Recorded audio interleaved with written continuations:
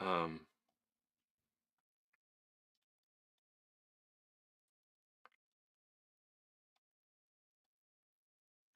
all right.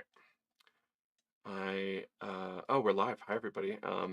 Facebook gave me some security issues, so that's what that was. Yelling at me saying, I did something wrong again. Go figure. Hi, everybody. Joe Moore, Psychedelics Today. Today on the show, we have Erica Rex, award-winning science writer, and I'm very excited about this conversation. Before we dig in, just a few words. So, things that we have coming up that you might want to know about. We have two breathwork weekends coming up in Breckenridge, Colorado. We're doing Groff style transpersonal breathwork. Kyle's certified in Dream Shadow transpersonal breathwork. And I've been kind of mimicking that method for a long time. So we are putting on our first breathwork workshop, large format, normal format breathwork workshop since COVID. So I'm very excited about that. It's a long time coming. It's like a huge portion of my heart that I've been missing. So I'm really excited that we finally get to do that. That's happening. There's only 4 spots left for July 25, 26, 27. You can learn more at psychedelicstoday.com. Also, again, at the end of September 26, 27, 28. That's going to be amazing. We have a Navigating Psychedelics program coming up. It starts on September 9. It's called Navigating Psychedelics, Essentials of Psychedelic Therapy and Integration. It's a 9-week online live course. We have a ton of material backing that up. So it's not just like lecture on Zoom, it's self-study and supported study where you can actually come together and ask a bunch of questions and you build community over the course of those 9 weeks. It's what Kyle and I have been teaching forever, essentially. So if you want to learn from a clinical perspective or a wellness practitioner perspective, this is what you want. Very cautious and well-informed, broad overview. So come check that out. And then also, October 20, we have Kyle Buller teaching with Ido Cohen. Ido will be the lead. He's a doctor of psychology, Dr. Ido Cohen is what we call him.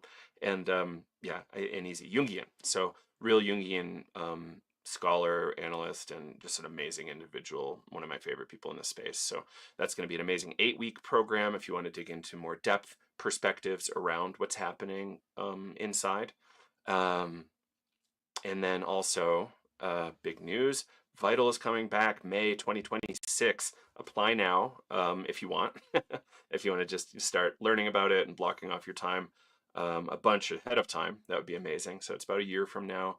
We'll start up again, and we're also going to be accepting donations for scholarships. So if you want to support diversity in the psychedelic space, please reach out to us, and we can do tax-deductible donations to support scholarships for those who can't afford psychedelic trainings. So yeah, info@psychedelicstoday.com if you want to learn more about that. And today, in part, we're going to be talking about Erica Rex's new book, Seeing What Is There, My Search for Sanity in the Psychedelic Era, which is a lovely book. I had the honor of reading it quite early, and I've got a little blurb on the back, which is awesome. I'm really happy about that. So today we're going to be talking about the I can't really call it recent, the religious leaders study that a lot of us know about that happened at Hopkins. I'm friendly with a lot of the participants and some of the facilitators, and we're going to talk about and critique some of the science that went on there, and try to understand what happened and how we can do better science going forward. We'll also have some lovely critiques on the integration of psychedelics into medicine, which is always spicy and one of my favorite topics. So without further ado, Erica Rex, thank you so much for joining me today. Where are you in the Nice to world? be here. I'm in the UK finally. This is where I've landed. I'm staying. Yeah, I don't suggest coming back here anytime No. soon. But yeah, let's dig in. What do we need to know about you to set the stage here? You did participate with Hopkins a little bit, right? Well, I was in that seminal study that they did was the results were published in 2016 that were presented at the MAPS conference in Denver. In Oakland. because I was there. It was Oakland, The and 2017 Oakland. yes, Yeah. 2017. That's right. It was published. The results were published in the end of 2016 in a very, very prestigious journal, by the way, which is, I mean, a very PNAS, the Publications of the National Academy of Sciences, I believe, and that's a big deal. And then that was really the study which kind of made Roland in this area. You know, it really created a lot of what has happened since. So and then you know he did subsequent other studies, and yeah. Yeah. And can you tell us a little bit about your science writing background? Yes, I wrote an article that was my book sprang out of it for Scientific American Mind in 2013. That was largely because of having been in that trial, although it didn't start there. It started out as a purely scientific article. So I've written for Scientific American, the New York Times, the Times UK, the Independent. I mean, I could sort of give you the list. It's, you know, it gets boring, but Just give me like a couple additional highlights. You don't have to go through the whole thing. yeah. Well, I mean, it's all science writing. That's the science writing side. There are several Mhm. other sides, but yes, those are the main science writing ones. There was the Climate Wire, of course, for 2 years, and I can't think of more parts of the list. But Yeah, that's no that's enough, worries. right? Absolutely. And you've done a little bit of writing for us. Oh yes, I that's right. love this one title, Eric. I still kind of giggle about it. You and I had kind of like a joke going, I think about it. Can 5-MeO DMT cure narcissism? And Right. get this, a 5-MeO facilitator kind of retreat company just posted it and said, I expected better from psychedelics today. And oh, you didn't read it. Interesting. So I love that. I called them out on it a little bit personally on a private call. I was like, oh, good. But yeah, like the essence is like, are we really That was pretty torturing fun. animals and putting like a species into a more threatened status for what? you know, Yep. you know, uh, something that's valuable-ish sometimes to people, but also, complicated. Anyway, I want to share the screen, sorry, the my screen to show the cover of your book, which I'm very excited is coming out. I think it's a great book that's going to make some awesome waves, and it's a sort of memoir, right? Like, It's can you part share a little memoir, bit yeah. about it? Well, it's a science book and a memoir, or science narrative and a memoir, and originally, and like everything that's happened in the past, what, 15 years since Hmm. I was diagnosed with breast cancer, um, it certainly evolved, and it became more of a memoir over years, at the urging of a number of people who have are quite good friends now, and so, but it is grounded in science and social science, but science research, medical research, history of certain aspects of brain science that I think I felt very strongly that people don't know anything about, and so they forget that there's um, a real chunk that is valuable to understand whenever you're considering the whole issue of psychedelics and how they work and why they work and whether they work and all that stuff. So yeah, that's what I have to say about it. And it comes out the official publication date is the 13th of January 2026, and it will also be available in audiobook form from Blackstone Audio. And I believe that will be a simultaneous publication, but I haven't heard definitively yet from them. Yeah. Yeah, I mean, definitively that they're doing it, I know that, but The date, not sure. Yeah. So Well, this is awesome. I'm very excited for you. It's been a long time coming. We've had a lot of conversations that covered some of these stories, but certainly not anywhere close to even over half of them. So I learned a lot by reading it. I was very thankful that you trusted me to read it early and give you a little feedback. And it was just a great process. So thank you. And thank you for your bravery, because this is not an easy topic to like jump into publicly in the limelight. no, Um, no, yeah.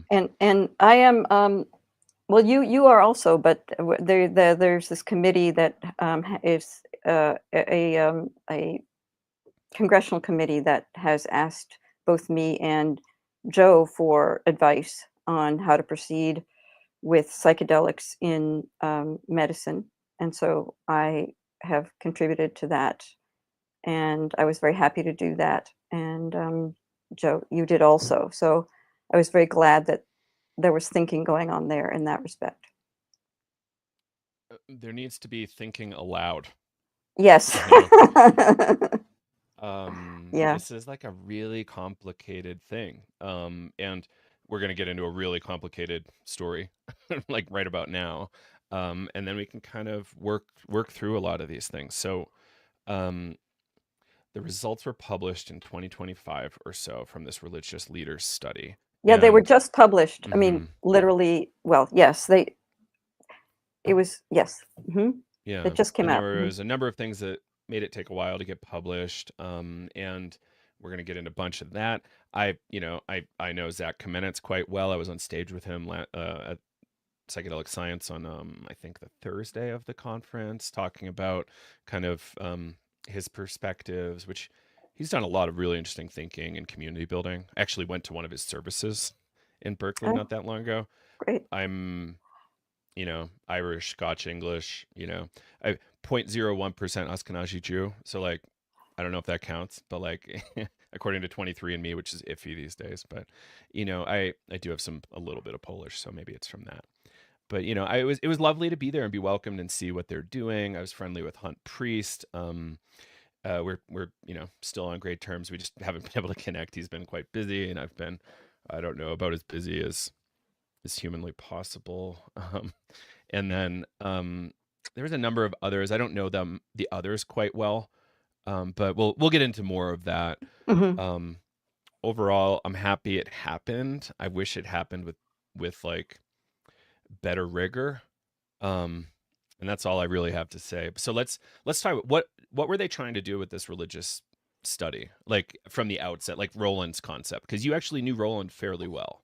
Yeah, well, it was really, I mean, it's really here in the abstract. It was basically to it was basically to explore whether the process of taking psychedelics um, would change or improve the way in which religious leaders interacted with or imparted knowledge to their congregations, individual congregations, how they dealt with, counseling them, if the insights added to their own understanding that they could then bring to their congregations. And that was the plan. And actually, I talked at that time more with Tony Bossis about it. He was one of the study um, principals, and he conducted the NYU portion. I haven't talked to him in a number of years. When this was just starting out, I spoke with him at length about it, and I thought it sounded interesting, and exciting. I thought it was a good idea. I mean, Hmm. it sounded original, and he's a very passionate man, and has a lot of strong feelings about the. Um, I don't want to impute anything, but the possibilities of psychedelics. Right. Yeah, Yeah, which I think many of us are, yeah, still, despite yeah. all the complexity. So so like I want to set a little bit of history, right? We have this Marsh Chapel experiment that happened way back with Albert Leary, 1963. 1963. It I wasn't. was It in wasn't. Boston. It wasn't Go ahead. Leary at all. It was. It was a guy named Walter Pankey, who people don't talk about enough. who was Right. He was he incredible. was he was Um, part of he was under the same umbrella at Harvard that that Leary was. In other words, mhm. he was reporting they were both in this, I can't remember the name of the department now. It's got some ridiculous name. And Leary was doing the mushrooms in the naturalistic environment experiment and the Concord Mhm. prison experiment, which was actually credible at first. And then he sort of drifted. And then Pankey uh, did a study on where on a Good Friday, it's 1963, he had given a lecture to a group of seminary students and about psychedelics and about spirituality, and invited them to apply to the study where they would be taking LSD in as part of an experiment. And I can't remember how many participants there were in the end. It was around 20, I think. I mean, it's in my book, but I can't remember. Yeah. That's And why we put it in so they books. yeah, so it was conducted, and they were very carefully screened. It was very carefully monitored. It was him, and he wasn't pretending to do medicine. He was doing or conversion to a way of thinking. He was purely interested in the mystical experience as a thing. And so they all went into the basement of Marsh Chapel. They were given either LSD or a placebo. The placebo was vitamin D, and this is on sugar, vitamin B6, I think. Yeah, like Yes, on niacin sugar. is typically what they do. So one of the Yeah. B's is Yes. wildly unpleasant, by the way, at It's high terrible. doses. Yes. If you have an empty stomach and it's a high dose, you will know that something has happened. You really will.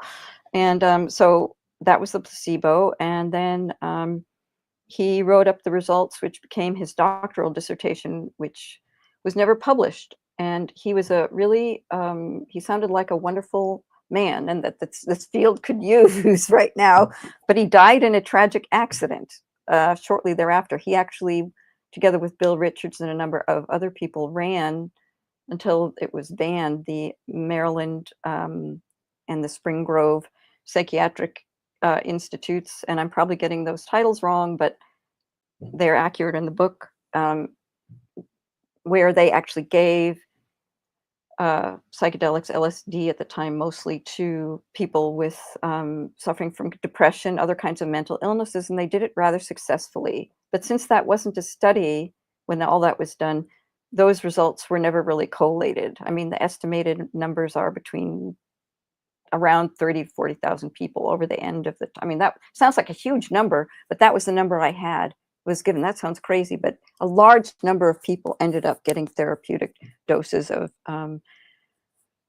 psychedelics before it was a thing, before the studies were done. So, Yeah. and Um, he was just a great man. A lot of admiration for him. I think, yeah, maybe that's, I've been looking for a writing project. Maybe that's part of it.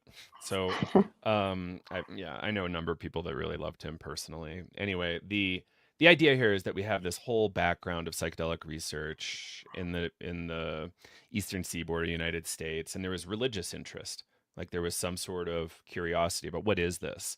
Um, I recently had the pleasure, Erica, of sitting down with Paul Gillis Smith and Jeff Bro at Harvard Divinity School Center for the Study of World Religions, who have done a lot of critical writing about the MEQ, the Mystical Experience Questionnaire, and it's kind of like over bias on Vedanta. And they've done some really good academic work on that.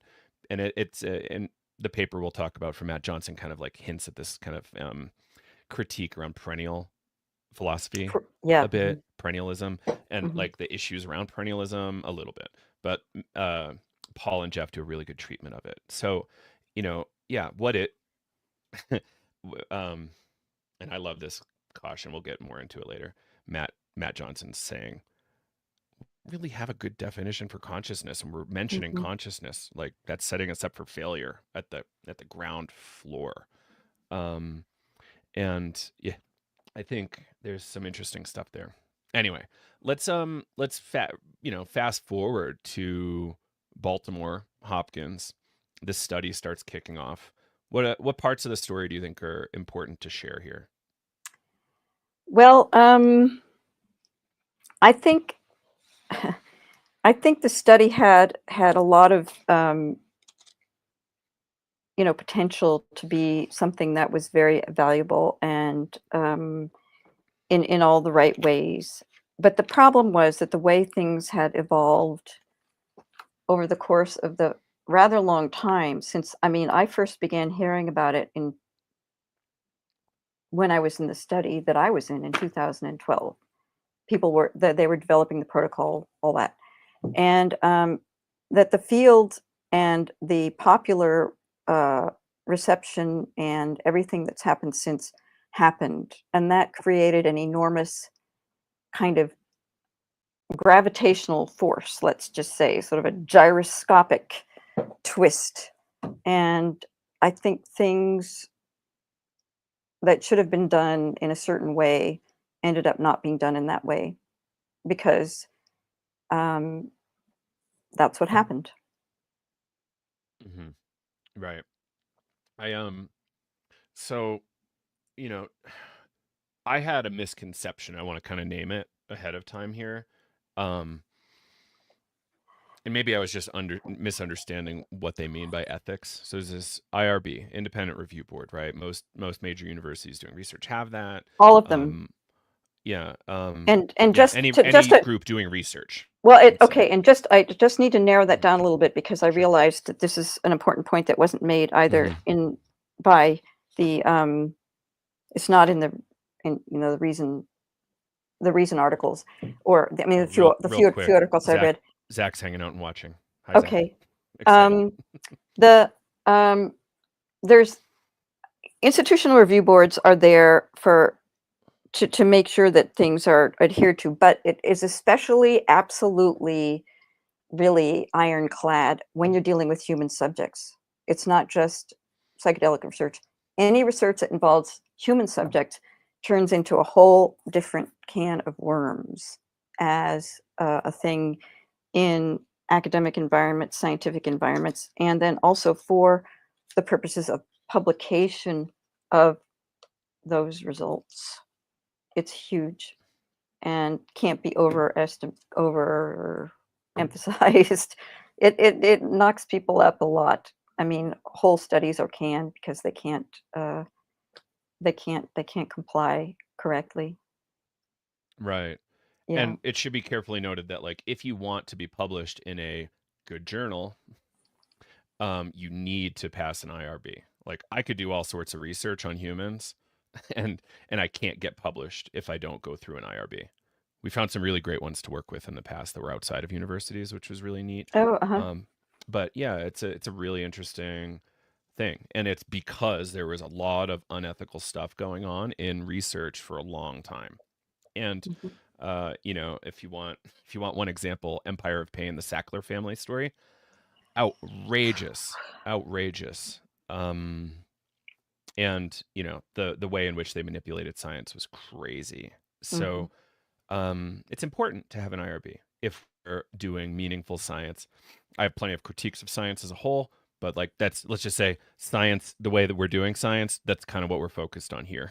And maybe Right. we'll bump into some walls later on that. But Right. um, And I have to go ahead. second that. I mean, I had several. We can talk about this later. Conversations with Roland in the last year of his life. Three, I think.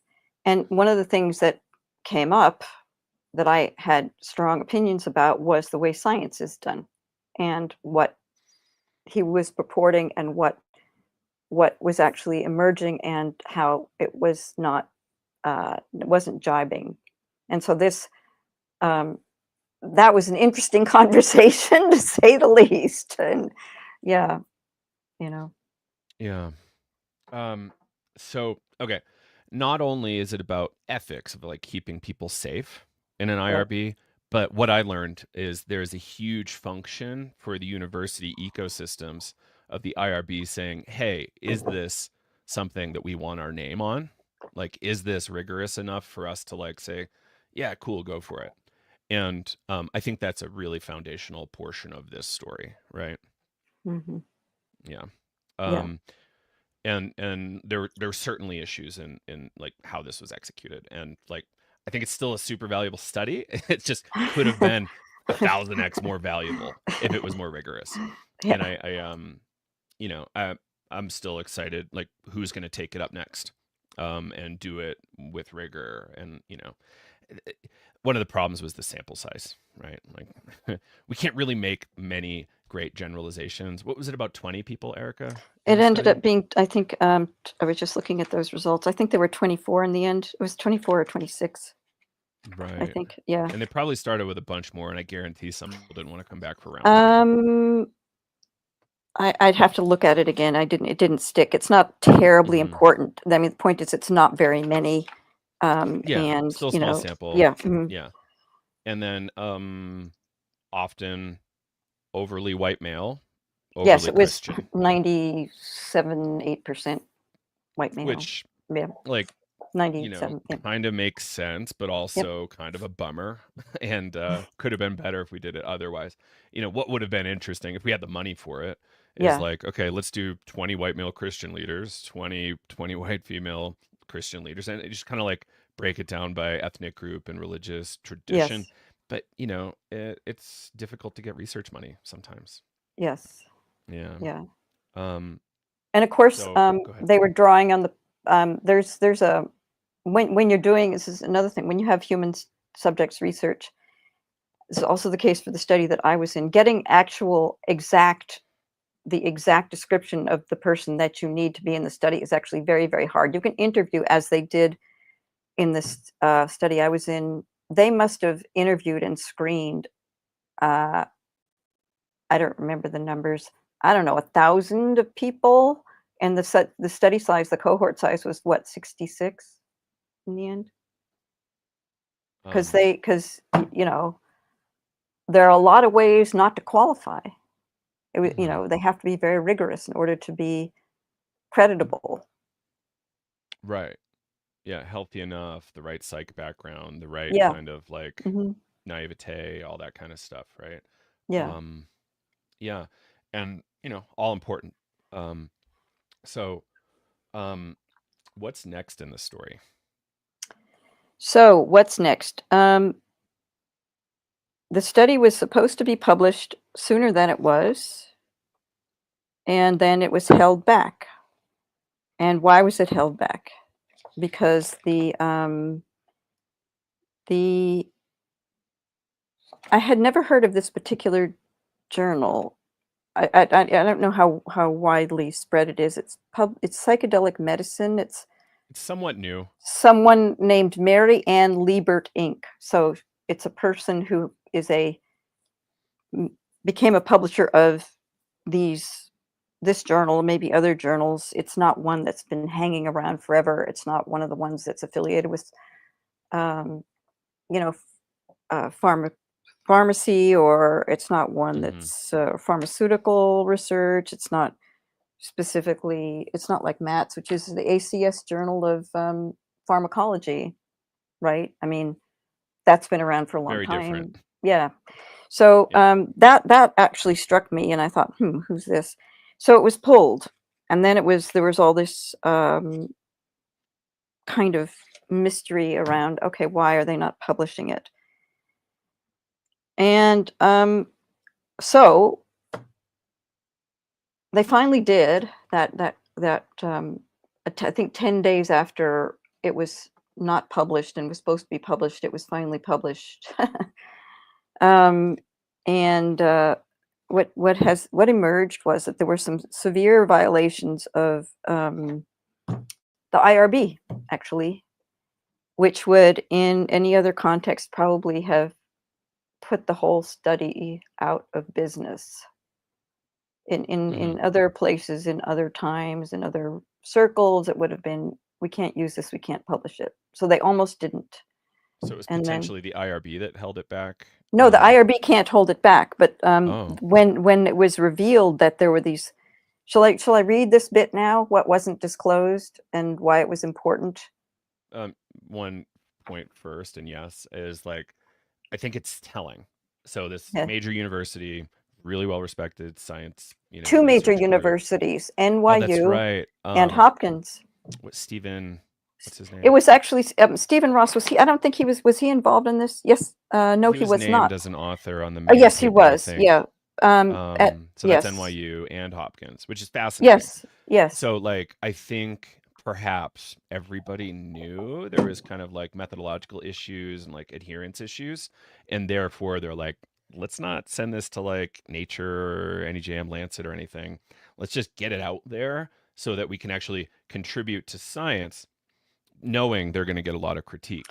I think they And knowingly kind of understood they were going to get in point of like, fact, this is mhm, the other interesting sort of twist. There were supposed to be two papers that were mhm, going to be published simultaneously. There was this one, and then there was one that was basically statements, interviews of the individuals, of several individuals. I don't think everybody, but a number of the individuals who were participants making personal statements that were recorded, edited, and were done on the basis of interviews after the sessions. Okay. Now I think it's I did that myself too with a bunch of them. yeah, well, I keep going. well, after the sessions in these studies, it's conventional to have, they sit down and they throw 1,000 forms at you.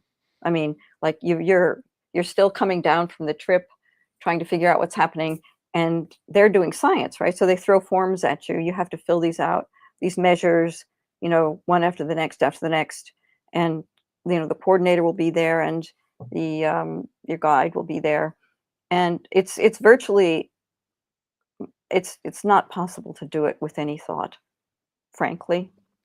But include as well as that, what they did in this one is One that more time. they Do you mean like it's difficult to actually do a ton of yes, surveys skillfully?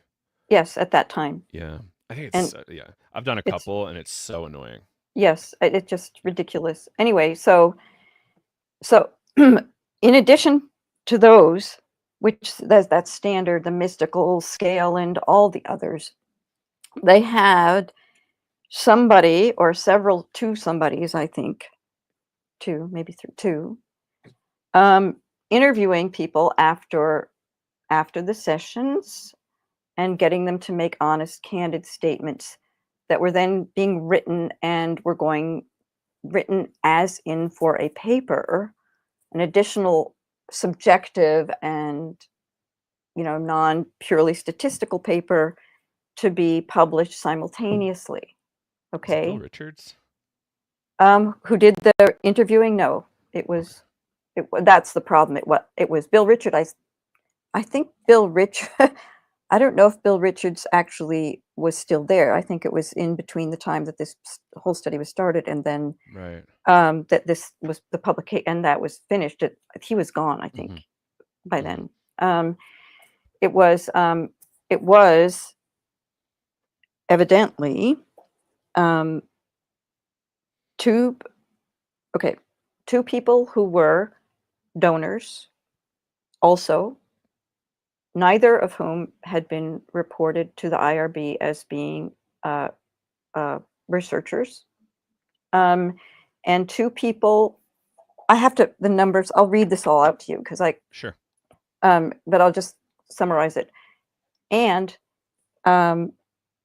at least one person who was not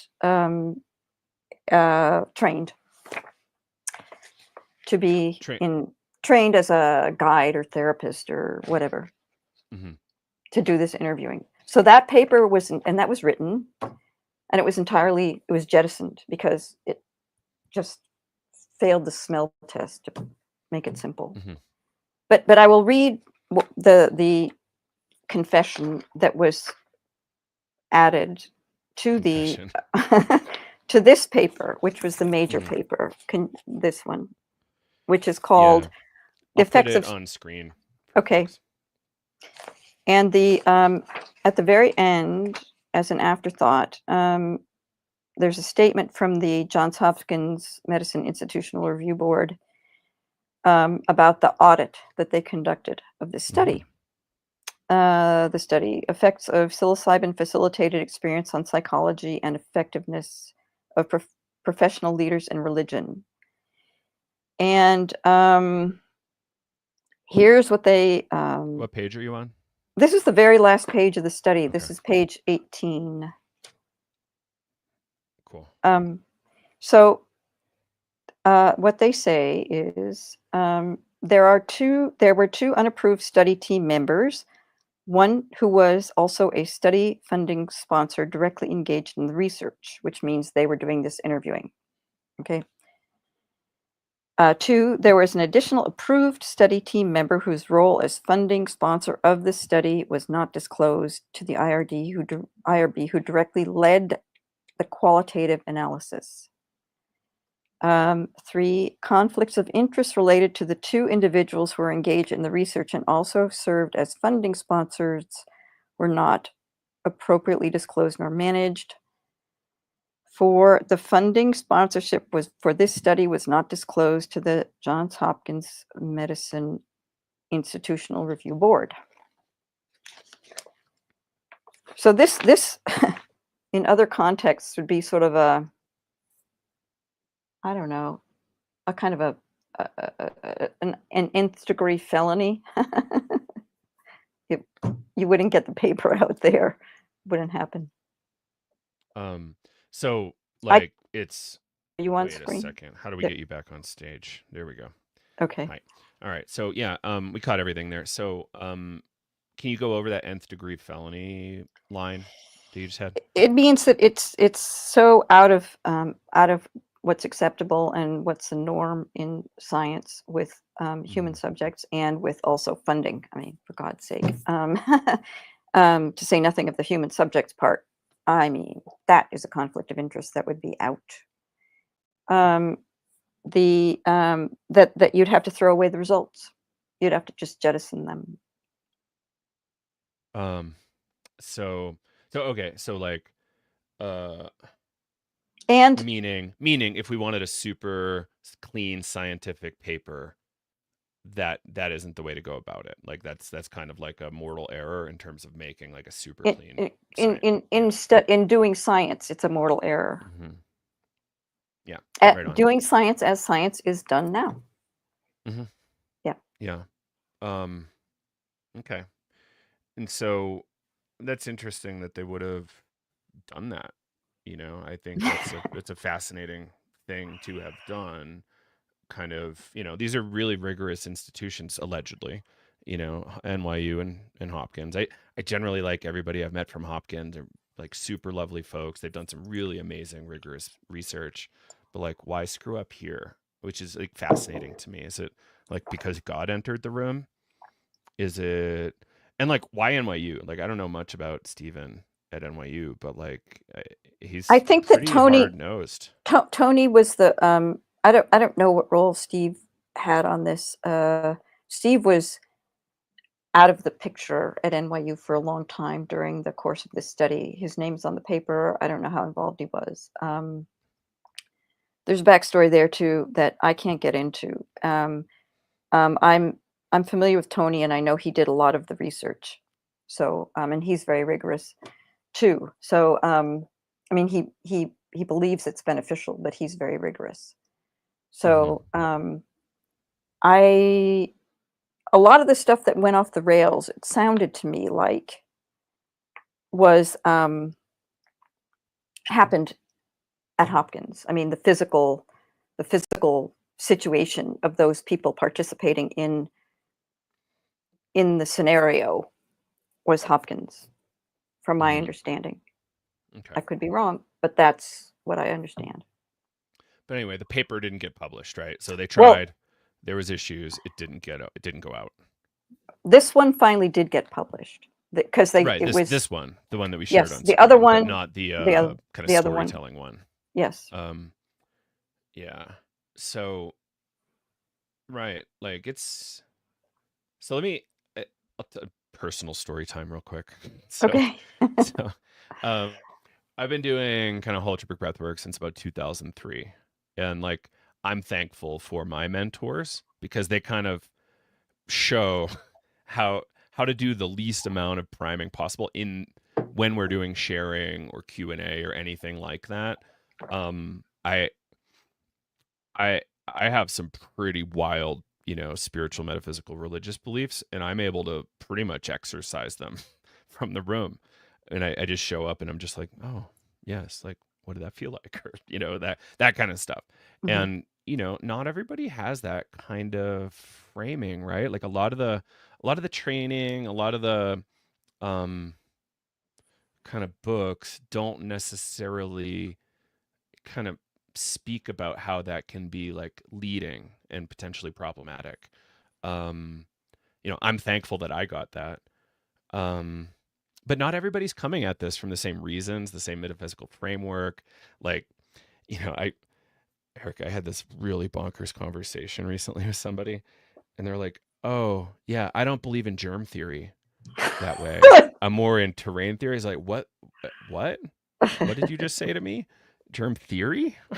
um, I was like, fascinating. I just like had never heard that kind of thing before. So like, I'm realizing that there's a lot more diversity of thought and therefore like diversity of action in the world, including in this space where, say, what was the term we used before? Psychedelic inflation is real. Right. Yeah. So end of rant there. But this is hard stuff, and we're like, what I particularly love about psychedelic science and experience is it's pushing us to like the edge of what is known every Hmm. single day that we're doing this stuff, and showing us that we barely know anything. Um, and yeah, Thomas Kuhn's kind of what is it? Structure of Scientific Revolutions comes to mind, which is not perfect but helpful in like kind of working us towards like where are we going here? Why are we doing this, and how are we doing this? So I don't know. Anywhere you want to go from here? Well, I mean, there's two interesting things that are, of course, that are details that are interesting that emerge from here. I mean, one is um, the the the person who actually developed the the the mystical experiences, chart and questionnaire. It's a very interesting guy. His name was something Hood. I had it a minute ago, The and he first was one or the more updated one? what? So like the one from Marsh Chapel or the one from this study? No, from this Yeah, from Roland's research. From right. he's an anthropologist who's in let me find it now, Tennessee. I don't remember. Mm-hmm. Ralph Hood, and he used to work. His major research that really kind of put him on the map was doing research with people who in Appalachia who were in these snake handling cults. They would Ooh, do I love that. snake rituals with not just any old snake, my very poisonous snakes. Okay. It was a whole Yeah. cult, a religious cult, fascinating stuff. And so he studied this. And guess who wrote the first questionnaire that became the basis, wrote the questionnaires that became the basis for Roland's psychedelic research was him. What that these were going to be the measurements that he had sort of defined the measurements, but they came from this very, very, very religious, very fringe, interesting religious group. And I thought, well, that's really interesting. And meanwhile, Roland came to this field as sort of the perfect scion of rigor and, scientific positivism and everything done completely by the book to the last granule for every iota of research that was ever done. And so this kind of combination represents kind of an interesting turn. And I realized that at some point, and I mean, I realized this before because it was part of a conversation I began, having with him and others.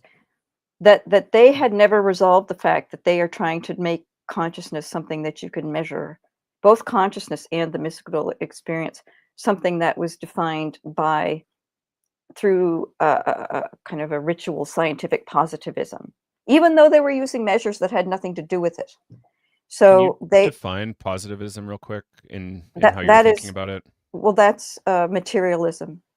That's means that everything has to be shown materially, objectively to be true in the fact that you can count things and you can quantify everything and you can make sure it is part of the facts of the physical world as we understand it. And that Kind was of where what I they would call came. scientism. Yeah, scientism. Yeah, Yeah, it's logical positivism, I think, was what the original kind of right. philosophical We're underpinning in using it. Whitehead as an antidote because that's like an extension of Bertrand Russell, who's a little, he's Right. amazing on his anti-war stuff, but like complicated in his philosophy. Quite Yeah. reductionist.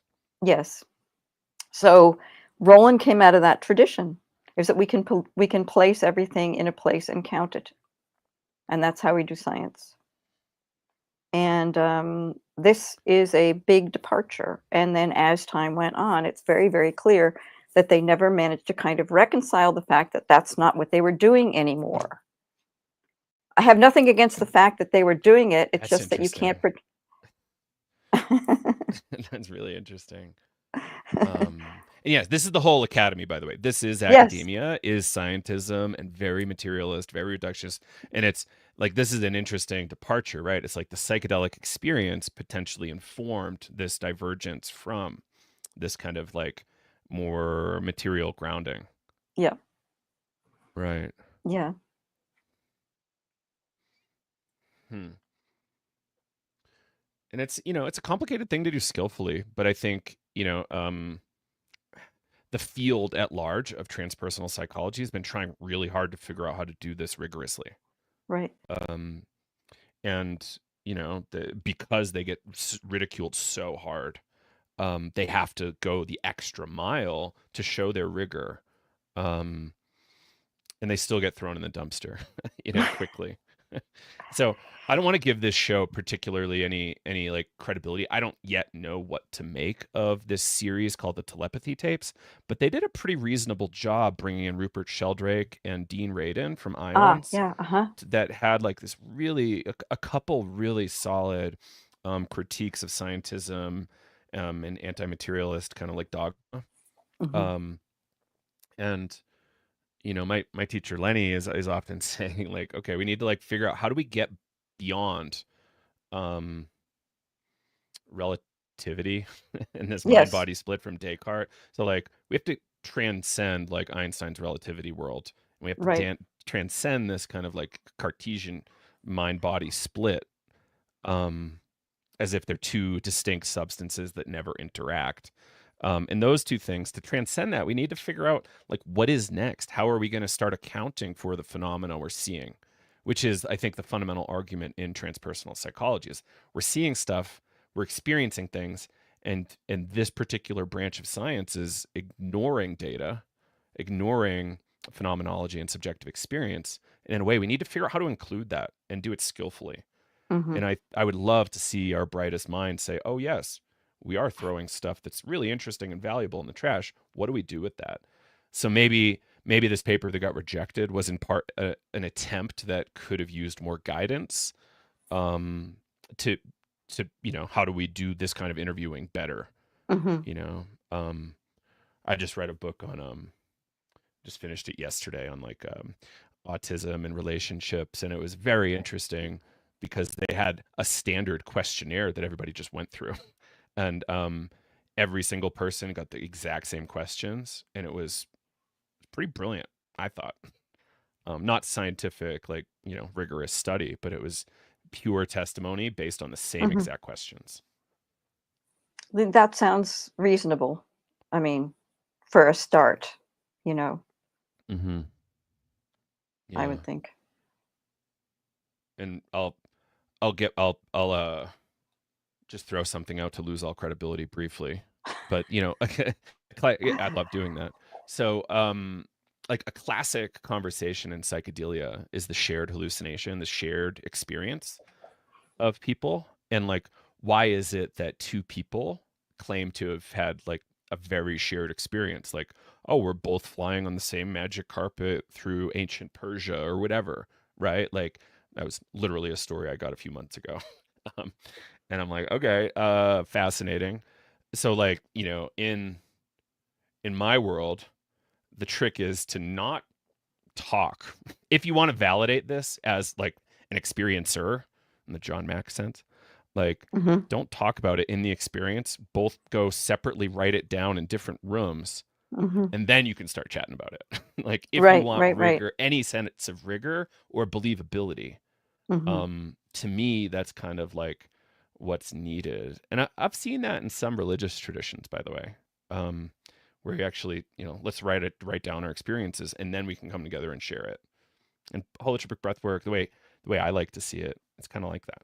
You go and kind of document it in a sense, and then you can come back and share later. Yeah.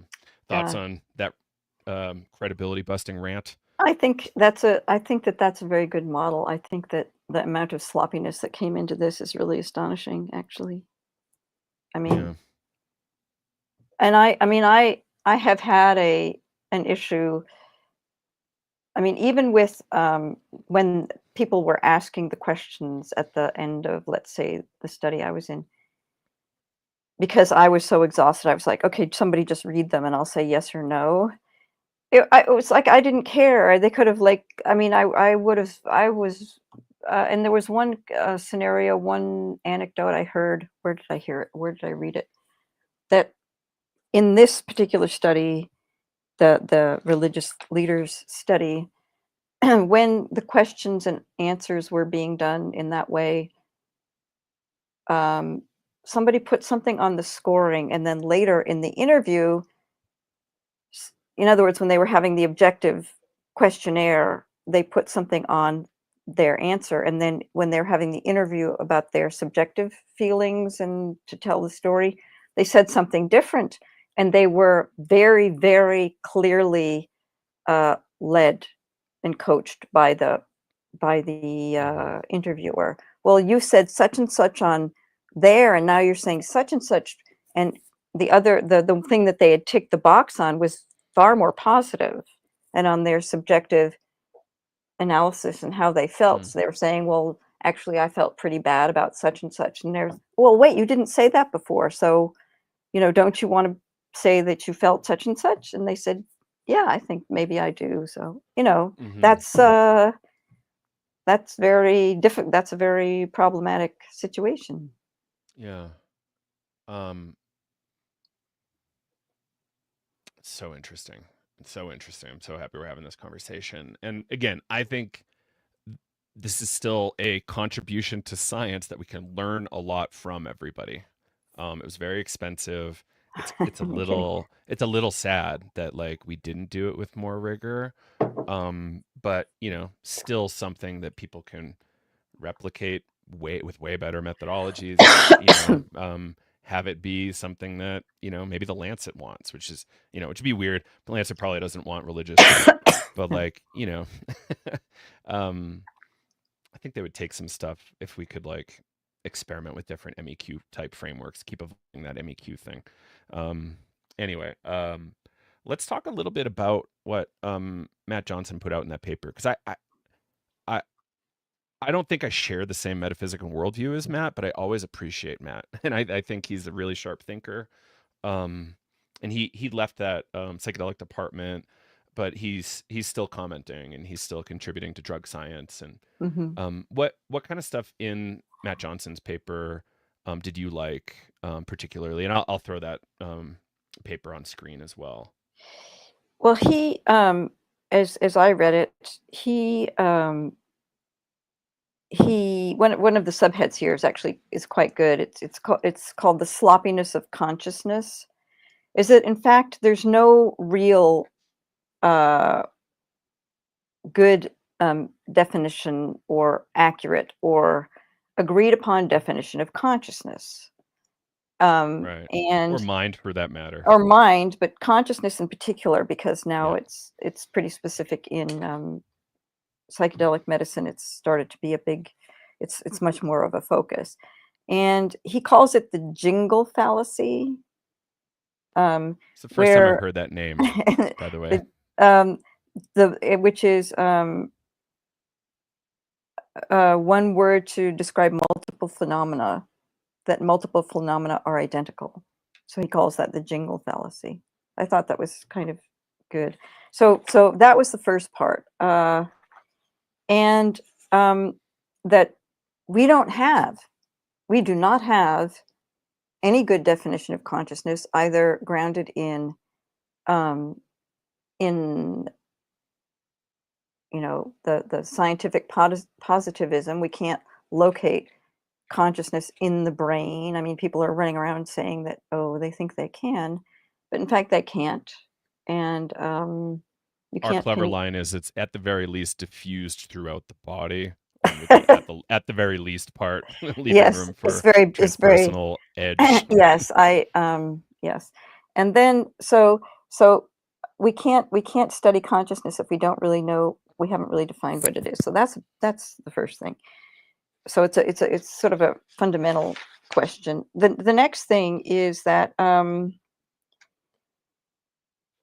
that he is very skeptical about the um, presence of religious convictions, beliefs, uh, polluting, leading, coloring everything that on the part of the uh, researchers, having colored a lot of what has happened in the experiments and in psychedelic research in general. And he's very critical of that. And I mean, I've watched it happen. I don't think it's a good thing, but and they're actually, there are places where you can't do that and call it science. In France, it's actually, you sort of tell that to docs in France who are thinking about doing psychedelic research, and they just go, you can't, you know, you would lose your job. I Oh, mean, you've told me it's some a fun things about what they do in France. We should do a whole another yeah. episode again on Oh French God, psychedelic research history. no, But yes, like there yeah, are places where ethics show up differently. yeah. I mean, because it's basically atheism is completely permeated the society.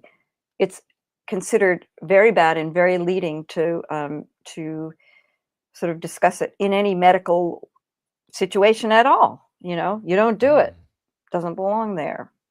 So um, so there's that. And he's pointing very much at a certain individual who did insert a lot of that, which was a problem.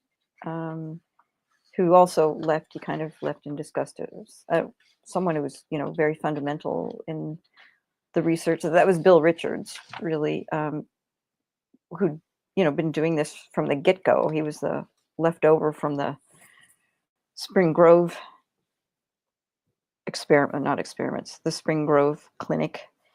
Um, so there's that. There's the boundary issue,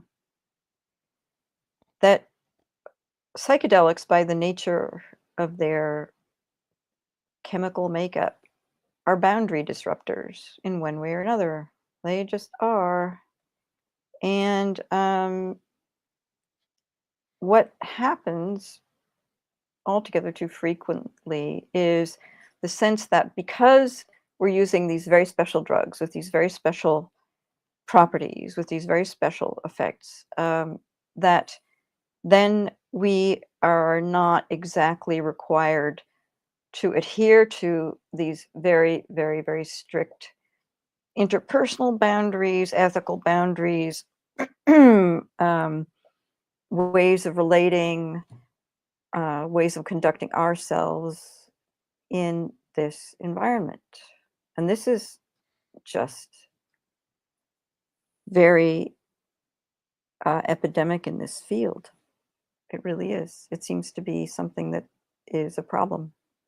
as it's evolved. To like add, like, because they're boundary disruptors, like even the researchers have to work extra hard. People participating on the facilitation of the project side Mhm. work extra hard to hold those boundaries. So there's a level of objectivity in the data that we, you know, like Yes. for me, we want this stuff published in the best possible journals, like the highest quality journal, like Nature, or, similar, like that top 10 Yep. category for that field.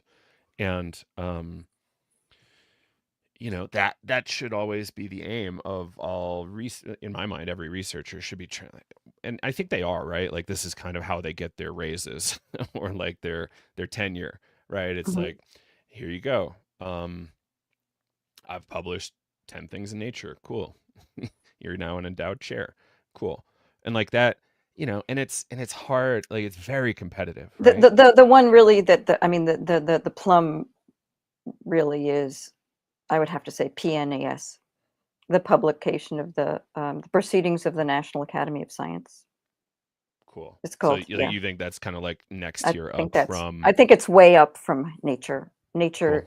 Nature's gone in other directions.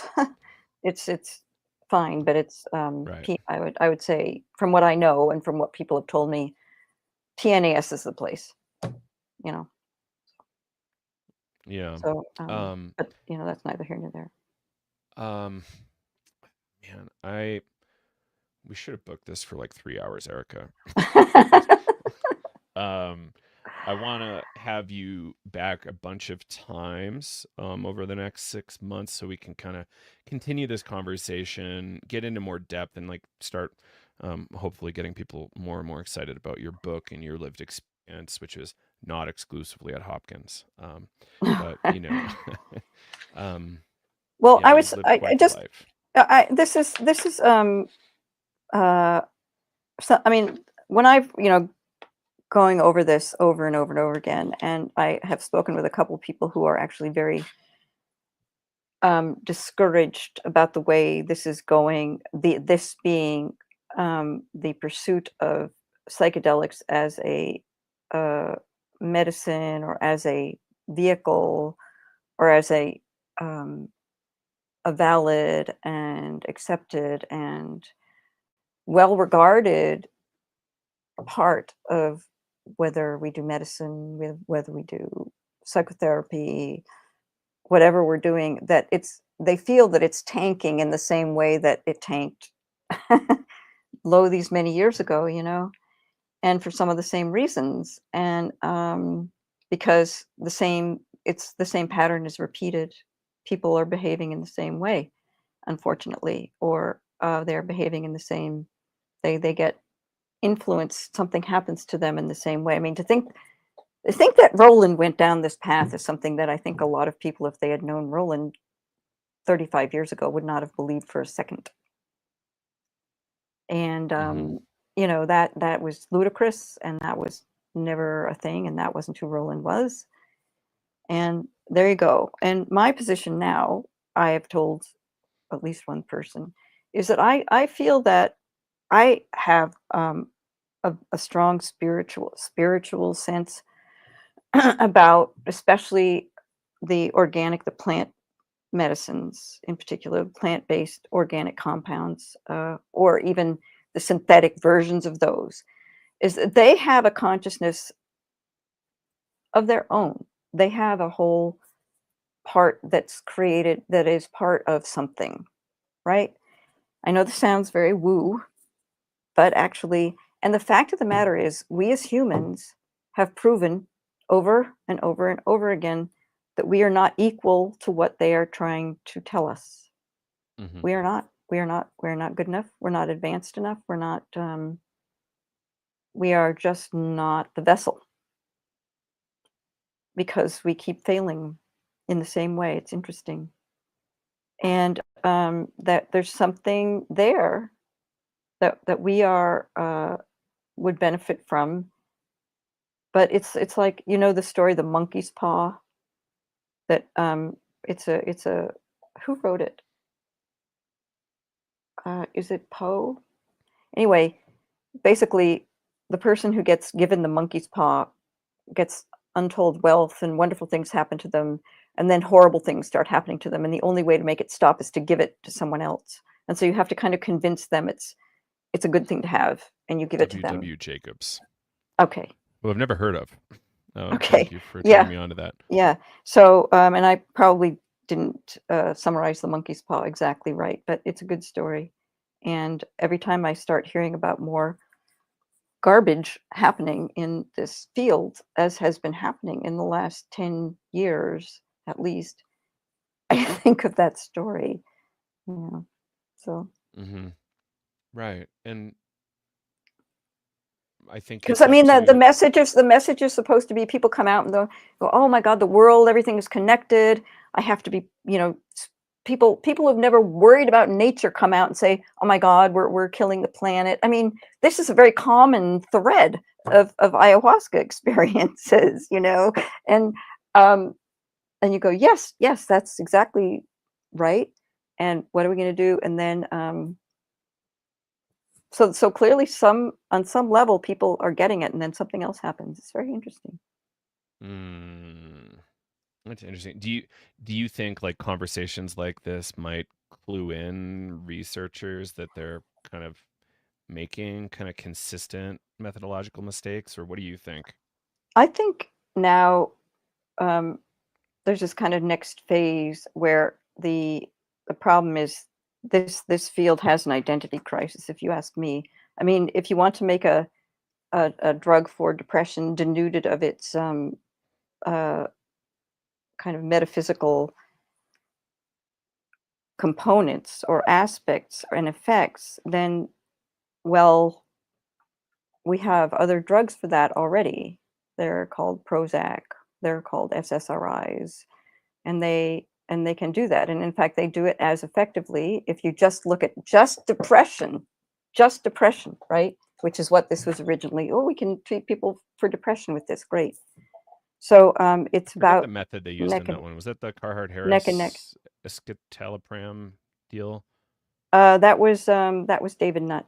It was in It was London, nuts. Okay. and Robin was already in San Francisco, I think, when that happened. So Okay. so yeah, I think I it was mostly not heard his commentary. okay. I want to show you. I'm going to put on screen something that's a little alarming, but I think you'll kind of get some mileage out of this one, Erica. Um, Okay. Sorry, trigger warning, everybody. All Trigger right. warning. But it's worth it, I promise. So here's a quote from psychedelic writer Daniel Pinchbeck. We know that the Aztecs combined the use of mushrooms and peyote with large-scale human sacrifices. Psychedelics are non-specific Right. amplifiers that intensify what and who you already are. That's right. Look at Musk and Teal. And who's the other guy? Engermeyer. And initially, particularly with plant-based substances like ayahuasca, many people have a direct experience of unity of consciousness. Later, they can integrate and pursuing those initial insights, perpetuating various forms of exploitation. So you can kind of dig further into this on his Substack, Daniel Pinchbeck. I'm having him on shortly. I think maybe we record tomorrow to dig into his perspectives. Here's the thing. In the societies where I think it works and worked, because there are those, I think among the peyote users and the ayahuasca users particularly, they had very complex and very highly integrated ritual processes, which kept people in or helped them reintegrate these grandiosity expanding experiences into life. And so you didn't have this huge explosion of deviancy in those because of the culture. And I think it's It was worth the noting culture. culturally, we're existing in this really weird Hyper late-stage narcissistic. capitalism, Yes. post-Christian Yes. humanist era. And these values that we have right now are pretty unique in the scope of history. That's right. Egalitarianism, kindness, often. Well, the thing is that those were the kinds of things that people used to get rewarded for materially and in every other way. They don't anymore. It's, I mean, the kill or be killed now thing is extreme. Just look at what's happening in the United States. Don't get me started. Right. That everything is about mastery and having more than somebody else, and somebody else's suffering actually seems somehow to make you more powerful. This stuff, leaders weren't chosen on those bases before. The cultures were Hmm. completely, I mean, before, okay, in certain cultures, in certain contexts, this is stupid, I mean, Right. I'm talking very specifically. You see those working in certain cultures. Yeah. So let's leave people with a bit of hope, Erica, that Yes. we're gonna keep doing science better, right? Like, let's hope. Like, we need to, make the American science funders envious of what's going to be happening in Europe with the recent science funding cuts. So let's really help our European allies get even more rigorous. They've been rigorous the whole time, more so than we have been here, like largely speaking. Um, but now they're accelerating quite a bit, which I love.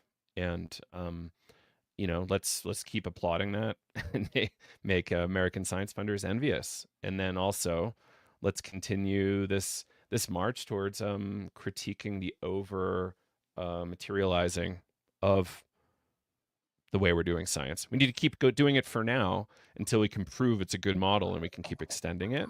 But I think proving it's a good model is saying, like, you're ignoring data. Like, Mhm. let's not ignore data. If you're ignoring data, you don't have a complete model, Right. despite whatever kind of mean stuff you say to us. And listen to Sheldrake and Dean Radin's comments and telepathy tapes for that. I hope I can get them both on the show to say the same stuff so I can just point them back here instead of there, which is a fascinating show. I can't vouch for its credibility, but it's pretty fascinating anyway.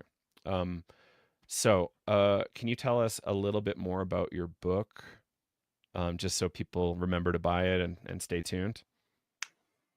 Gosh, it's a funny thing about writing a book. You get so it's uh, somebody that I like and respect, who was in my graduate school class, said writing a book. He was talking about novels, but in fact, in any kind of creative, very creative, not specifically just a scientific writing project, he's compared it to being in a bad marriage, and so you have to decide somewhere in the middle, or somewhere when you're just completely bogged down, whether you're continue or you're just going to jettison the whole thing.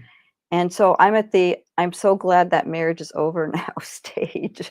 I can't think about how to describe it. I can't think about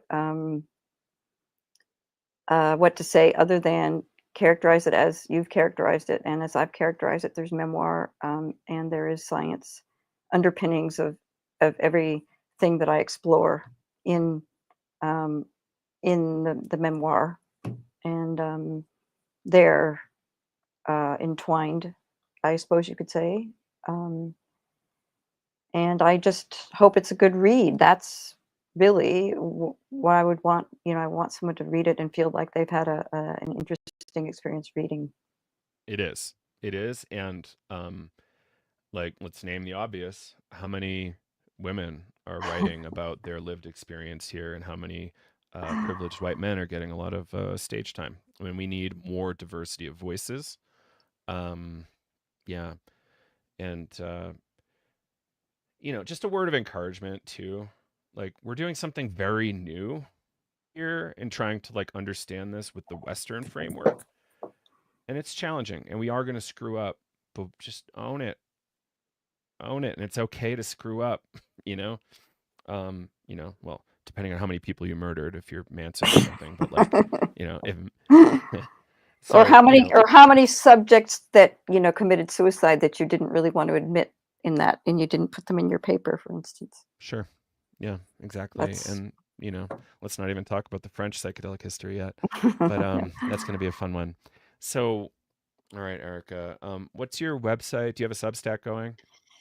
I haven't touched that Substack in 2-3 years now, and Mm-hmm. I'm trying to decide what I'm doing with it, or whether I'm starting a new one. I have to get that going. I am very remiss about a social media presence, and I know that will change, but gradually, probably closer to the publication of the book. I have a publicist I like a great deal, and they are very good at suggesting ways to do that.